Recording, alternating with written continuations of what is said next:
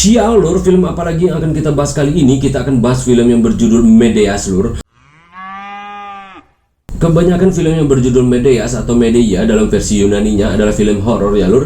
Tapi Medeas yang ini kagak lur, ini film drama lur. Film ini disutradarai oleh Andrea Pallauro, seorang sutradara Italia yang mana dia sutradara terbaik Italia saat ini menurut gue lur. Kesuksesannya lewat film Hannah yang dibintangi oleh Charlotte Rampling membuatnya mampu bersaing sebagai sutradara beken Hollywood, dan Andrea Pallauro merupakan sutradara baru terbaik di ajang Nashville Film Festival pada tahun 2013 ya lur. Film ini sendiri dirilis pertama kali di Italia pada 2 September 2013 di ajang Venice Film Festival tahun 2013 lur. Dan film ini adalah film terbaik di ajang Marrakech International Film Festival tahun 2013, dan film ini juga mampu mendapat penghargaan kategori New Voice New Vision Grand Jury Prize di Palm Springs International Film Festival tahun 2014 ya lur. Film yang mengambil lokasi syuting di daerah pertanian Santa Clara, California, Amerika Serikat ini mendapat rating 6,2 dari IMDb dan mendapat nilai 64 Metascore yang dinilai oleh 7 kontributor kritikus film yang ditayangkan di situs-situs ternama lur, diantaranya RogerErbert.com dan The New York Times ya lur. Oke lur, gimana? Udah siap menghajar ini film lur? Monggo lur, bekicot. Bekicot.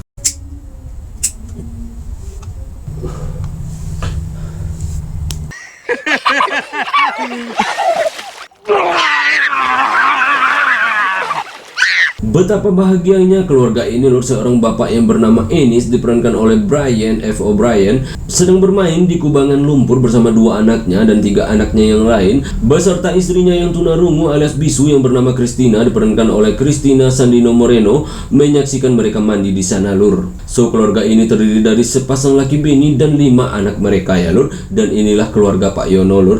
Salah, Pak Ennis maksudnya lur.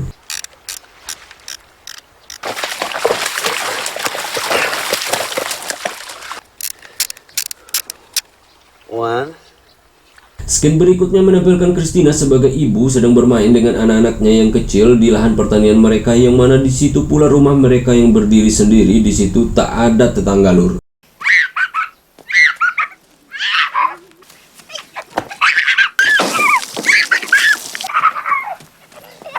Dan di rumah ada si sulung sedang membaca buku. Dia udah remaja, namanya Ruth, diperankan oleh Mary Moser. Dialah satu-satunya anak cewek mereka lur. Dan yang suka tato-tatoan ini adalah Micha, diperankan oleh Ian Nelson lur. Dan bocil-bocil yang lain gak usah lah gue kenalin ya lur, karena gak penting juga.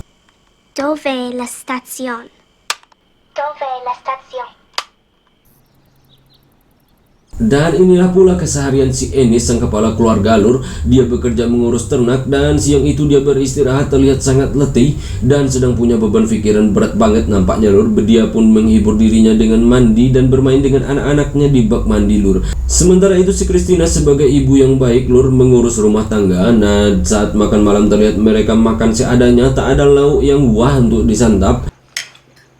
Keep doing that, I give it away. Pass your sister the salt. Dan sebelum tidur pun anak-anak mereka di sini masih bermain lur, karena memang tak ada hiburan selain bermain dan bermain bagi mereka lur. Nggak ada internet, HP, komputer, togel, apalagi sabung ayam ya lur. Sementara itu pula Christina pun bersih-bersih usai makan menjelang tidur. Dan pagi itu terlihat tangan seseorang mencoba memancing Christina untuk bergelut lur. Namun sayang ekspresi Christina sedang tidak mood. Itu tentu saja tangan lakinya si Ennis itu lur. Ada kemungkinan Christina nggak mau hamil lagi, ada pula kemungkinan Christina lelah meladeni gelut lakinya ya lur, makanya dia nolak malam itu lur. Esok paginya Ennis kembali kerja ke peternakan mereka, sementara Christina dandan lur. Dia nampak bahagia, dia nampak akan pergi ke pasar bersama bayi dan anaknya yang masih kecil lur.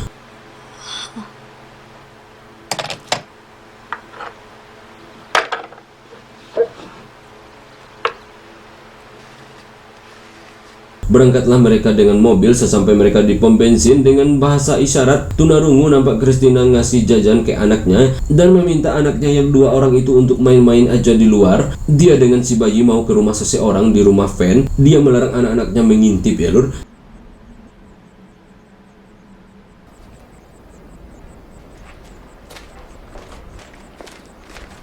Ternyata si Christina sedang bergelut di dalam van itu bersama si tukang pom bensin lur. Itu serongannya dia, dan gelut mereka pun benar-benar hebat siang itu lur. Dan kampretnya, sementara Christina bergelut, dia menaruh bayinya di sebelahnya ya lur. Emang jancok ini malur. Sementara anak-anaknya menunggu di luar kepanasan lur, sementara Christina bersama serongannya yang bernama Noah diperankan oleh Kevin Alejandro itu istirahat sejenak sambil bermain dengan bayinya lur. Nah, karena sang nyokap kelamaan, anaknya yang bernama Jacob itu mencoba mengintip lewat jendela. Ada apa sih si mama, lama banget pikirnya lur. Betapa terkejutnya melihat nyokapnya sama Om Noah sedang baring-baring kecapean habis gelut nggak make apa-apa ya lur. Dan di tengah mereka ada pula si bayi adiknya Jacob yang masih kecil, itu pun hanya diam ya lur.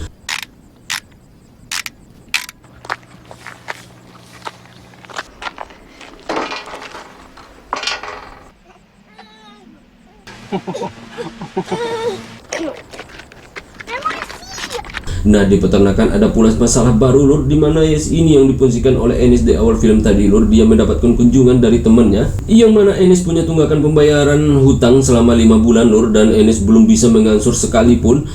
I go. Ain't no food out there for him. Been just tough around here. We're gonna have to do something about that bill of yours from the past couple months. I'd like to help you out. You know how it's been. Karena sekarang kemarau dan Ennis nggak punya cukup pakan untuk memberi ternaknya makan, sehingga banyak ternaknya yang mati dan tidak menghasilkan lur. Peternakan pun akhirnya terancam diambil alih. Kalau bulan depan tak dibayar juga lur, pusinglah Pak Ennis dibuatnya ya lur. Ain't no rain either. Can't do it. You know I would. Guru kencing berdiri, murid kencing berlari. Emang bener adanya istilah itu lur. Ruth, si anak sulung yang tengah beranjak gede ini, dandan sopan awalnya di rumah, dan setibanya dia di Semak, dia mengganti dandanannya dan bergelut dengan cowoknya lur, yang dilakukannya sama persis dengan mamahnya ya lur. Di rumah sopan, di luar kacau balau lur.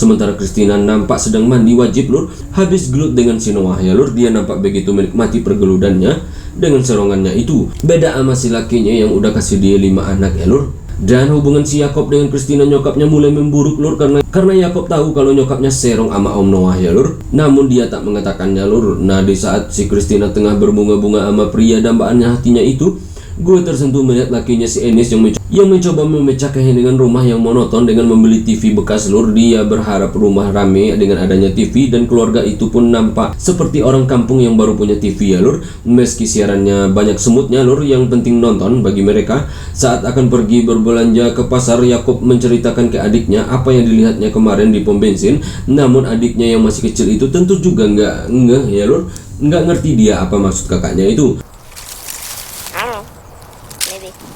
Mom has AIDS. You could save only one. Dad or mom.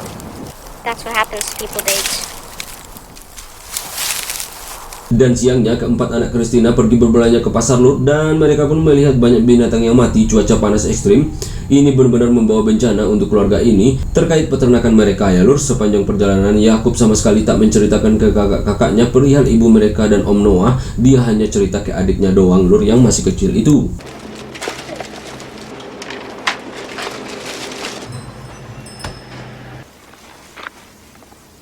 Nah, malamnya semua keluarga pada makan malam bersama. Tidak bagi Ennis lur. Kenapa? Lihat lur, beliau tertidur lesu karena banyak pikiran, terutama tentang hutang dan rumput untuk sapi mereka yang sangat kurang karena cuaca panas ya lur. Namun bagaimanapun Ennis tak memberitahu ke istri dan anak-anaknya tentang masalah ini lur. Dia ingin istri dan anak-anaknya tetap bahagia lur. Dan malam itu pula lur, saat Ennis tengah terlelap tidur, dibangunkan Christina secara mendadak. Dia memberitahu suaminya itu kalau dia hamil lagi lur, dan Ennis yang belum sadar betul karena tadi lelap banget boboknya ya lur, jadi agak bingung dan setengah sadar mendengarnya itu ya lur. Dia nggak tahu mau bilang apa.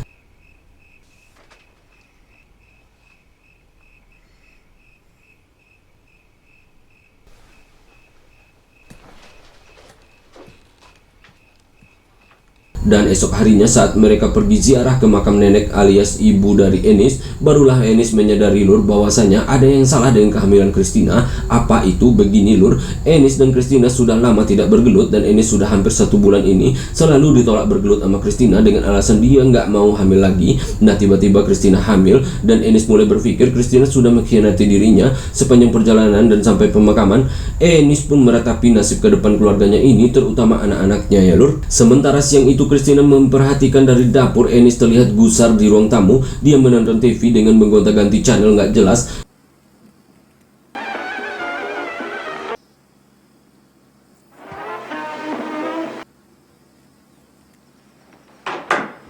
Memperlihatkan raut pusing di kepalanya, dan kemudian dia bermain dengan bayi mereka. Enis ingin menanyakan ke Christina, dan ketika itu pula anjing kesayangan keluarga berisik menggonggong di luar rumah saat bermain dengan Yakob dan Ruth. Enis pun begitu kesal dan emosi dengan itu semua lur. Dia memaksa mengambil anjing itu dan membuangnya ke tengah jalan. Nah, di sini terlihat lur, dengan beban pikirannya mulai dari hutang peternakan yang terancam bangkrut dan bininya yang serong membuat Enis tak bisa lagi mengontrol emosinya ya lur. Dan Yakob yang begitu menyayangi itu anjing nampak bersedih sekali ya lur. Dia nggak punya teman bermain lagi, dan siang itu dia pun marah lalu pergi dari rumah. Untung Ruth sang kakak menenangkannya ya lur.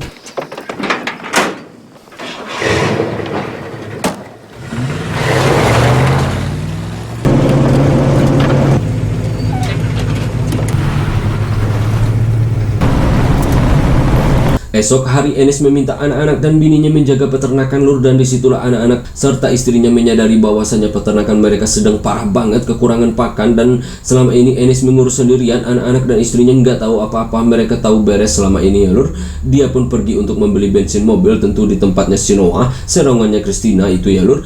Hanya di situ satu-satunya pembensin di sini, dan Enis memperhatikan si Noah dari spion mobilnya lur. Di situ Enis menyadari bahwasanya di daerah ini hanya Noah lah yang masih muda dan yang mampu mengalahkan ketampanan dia, pikirnya lur. Hanya di sini pula satu-satunya tempat Christina mengisi bensin mobil ini ya lur. Dan muncullah kecurigaan Enis, pasti Noah serongannya Christina karena nggak ada lagi cowok muda selain Noah di sini. Di sini pula sering alasan Christina istirahat ketika terlambat pulang dari pasar selama ini lur. 55.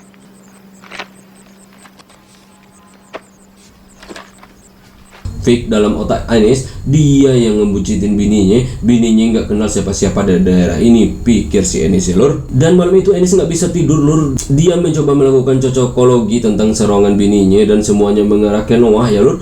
Karena emang nggak ada cowok di daerah ini lur, dia benar-benar nggak bisa bobo malam itu. Dan semenjak dia tahu bininya ngisi, dia nggak pernah lagi sapa-sapaan dengan bininya ya lur. Apa-apa dia minta bantuan ke Ruth, anak sulungnya ya lur. Yeah, Let me see that. much better. Keluarga ini semakin hari semakin parah saja lur. Malam itu saat makan malam, Christina tidak makan, dia hanya termenung di meja makan mikirin kebucitannya itu lur. Dan Yakob menyapa nyokapnya yang tengah termenung itu, tapi nggak dijawab berulang kali lur. Dan melihat itu Enis pun emosi, dia menarik rambut Christina dan meminta dia makan. Melihat itulah kakak Yakob si Micha berdiri membela nyokapnya, dan Enis semakin emosi, hampir saja dia digebuk ayahnya ya lur. Sayang sekali Micha nggak tahu apa-apa lur. Betapa baik dan kasihan sekali nasib si Enis ayah mereka lur. Enis pun pergi nggak jadi ngabisin makan malamnya lur. Dia terlanjur emosi. Mom! Mom! Untuk menenangkan diri, Enis pergi minum ke bar dan dia dirayu oleh seorang tukang gelut lur. Enis sempat tergoda awalnya, namun dia menolak lur. Dia ingat keluarganya, padahal dia sudah lama nggak dikasih gelut sama Christina, tapi nggak tergoda jajannya lur. Disitulah baiknya si Enis lur. Esok harinya Enis melihat si Christina mencukur rambut jagungnya lur, dan Enis tahu Christina melakukan itu bukan untuknya. Dan dengan emosi pula dia hari itu memaksa Christina bergelut, dan dia hampir saja menyiksanya lur. Namun ketika dia teringat bayi mereka, dia urung melakukannya. Dia pun duduk di sudut kamar meratapi masa depan keluarga ini. Dengan berbagai cobaan yang datang silih berganti, Enis menangis lur.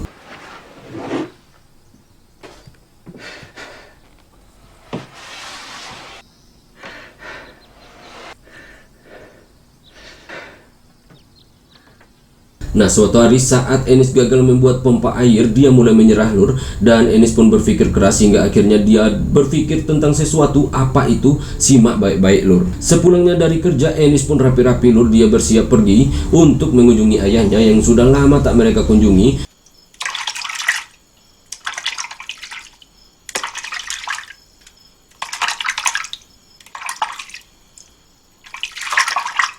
Dan hari itu semua pergi, namun tidak dengan Christina. Dia beralasan ingin bersih-bersih rumah, dan Ennis sudah paham lur, Christina ingin berjumpa dengan Noah. Itu alasan intinya. Usai mereka pergi, sama sekali Christina tidak membersihkan rumah, dia malah termenung di rumah lur. Sementara itu Ennis mengurus ayahnya, dia memotong kuku dan memandikan ayahnya. Bahkan dia tidur di samping ayahnya. Jancoknya lur, Christina pergi ke pasar untuk membeli baju hari itu. Dia bersiap-siap bergelut dengan si Noah ya lur. Sementara keluarga kesusahan ekonomi, dia malah membeli baju. Parahnya lagi itu demi serongannya lur. Sore hari tibalah waktunya Ennis dan anak-anaknya pulang dari rumah ayahnya.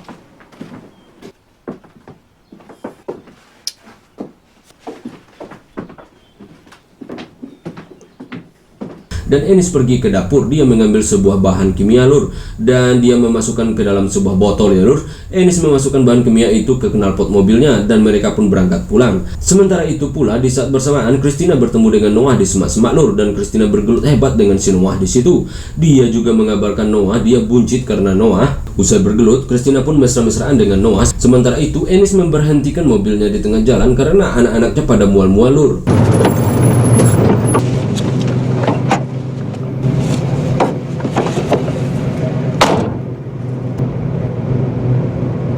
Dan di scene lain, Christina pun pulang ke rumah. Sesampainya di rumah, anjing-anjing kesayangan Yakub yang dibuang oleh Ennis kemarin pulang ke rumah lur.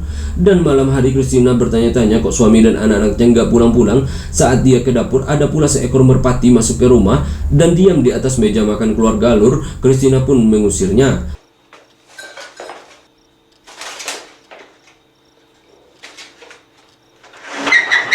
Nah, di pagi hari Christina tak melihat tanda-tanda suami dan anak-anaknya itu pulang lur, dan ternyata mereka sudah tewas lur. Dengan cara mengenaskan, Ennis menyalurkan asap mobil yang bercampur bahan kimia itu ke dalam mobilnya dan menutup rapat-rapat kaca mobil sehingga mereka semua keracunan, termasuk Ennis ya lur. Mereka pun mati bareng. Di pagi itu pula hujan akhirnya turun lur, dan Christina pun basah-basah keluar rumah mencari kemana anak dan suaminya nggak pulang-pulang lur. Dan film ini pun tamat dengan mengenaskan ya lur.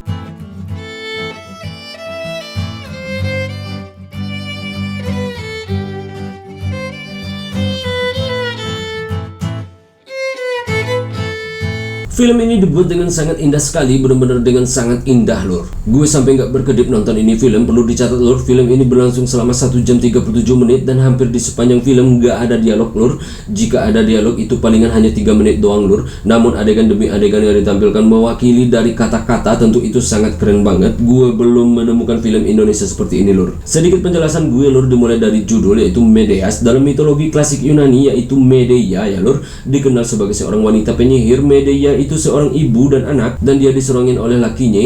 Oleh karena sakit hati itu, Medea membunuh semua anggota keluarganya ya lur, sebagai balas dendam ke lakinya. Itu cerita dalam mitologi Yunani. Dan di dalam film ini Medea itu diibaratkan dengan Christina yang diperankan oleh Catalina Sandino Moreno. Meski dia bukan penyihir seperti Medea, namun dia memiliki kesamaan seperti Medea. Dengan sikapnya dia membunuh semua anggota keluarganya ya lur. Itu maksud judul film ini lur, sebagai penghancur intinya lur. Ending yang keren sekali lur. Si sutradaranya Andrea Paloro menampilkan merpati di ending film ini. Maknanya dalam banget. Merpati itu dikenal sebagai burung yang sering membawa pesan ya lur. Nah, dia mengibaratkan di ending ini merpati itu membawa pesan ke Christina bahwa suami dan anak-anaknya telah pergi selamanya dan berharap Christina bisa bahagia dengan serongannya lur. Itu makna ending yang benar-benar tragis sekali ya lur. Begitu juga dengan anjing hitam yang masuk ke rumah. Anjing hitam dikenal dengan binatang gaib ya lur, membawa malapetaka seperti petaka semua anggota keluarganya yang meninggal dengan cara bersamaan dan tragis pula lur. Satu kesimpulan menarik dari cerita film ini adalah setiap karakter di film ini adalah korban lur. Mereka semua menderita dan sengsara hingga akhir hayat ya lur. Hampir tidak ada kebahagiaan dan untuk mereka lur. Dan pujian berikutnya adalah ke C.C. Irvin lur, sang sinematografer. Dia membuat film ini yang punya cerita sangat indah, menjadi tambah indah dengan tangkapan hebat lewat kameranya ya lur. Bahkan kerak-kerak di WC pun terlihat indah dengan tayangan kameranya. Luar biasa si sinematografer satu ini. Applause buat dia ya lur. So, gue merekomendasikan film ini ke kalian semua lur. Paling nggak kalian harus nonton sekali seumur hidup film ini lur. Perlu dicatat juga lur bahwa aktor dalam film ini bukanlah aktor-aktor ternama. Hampir gue nggak kenal semuanya, namun mereka semua tampil memukau. Terlebih si Brian F. O'Brien, yang memerankan Ennis, dan terkadang nonton film dengan aktor baru yang hebat dan berbakat lebih masuk ke dalam ceritanya dibandingkan nonton film-film yang dibintangi oleh aktor overexpose ya lur oleh media, karena kita sudah kenal baik dengan mereka ya lur. So aktor ini film keren banget lur. Satu kesimpulan menarik dari film ini adalah dari sisi Ennisnya lur, bunuh diri bukanlah jalan keluar dari masalah. Dia membawa semua anak-anaknya, masih ada harapan kebahagiaan untuk dirinya dan anak-anaknya itu sebenarnya lur. Itu kesalahan besar untuk Ennis. Dari sisi Christina nampak dari perserongannya seperti neraka. Dia pun menerima konsekuensi atas kelakuannya, hidup tanpa orang yang benar-benar mencintainya. Dia hanya menikmati Noah untuk sesaat saja, tetapi bersama keluarganya itu adalah kebahagiaan sebenarnya ya lur. Saatnya gue ciao lur.